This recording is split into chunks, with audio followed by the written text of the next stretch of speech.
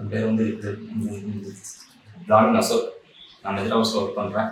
நான் அந்த கை வலிக்க நிசிவ் ஹாஸ்பிட்டல் வந்தேன். அந்த மொழி ஒரு கிலோ வெயிட் தூக்கினா ஒரு 2 இடம் வலிக்கும். அதுக்காண்டி நான் வந்தேன். அகமது ஆரிஸ் சார் தான் என்னை பார்த்தாங்க. அவங்க எப்போதுமே நல்லா கனிவாக பேசுவாங்க. நான் இதோட ஒரு 3 ட்ரிப் வந்திருக்கேன்.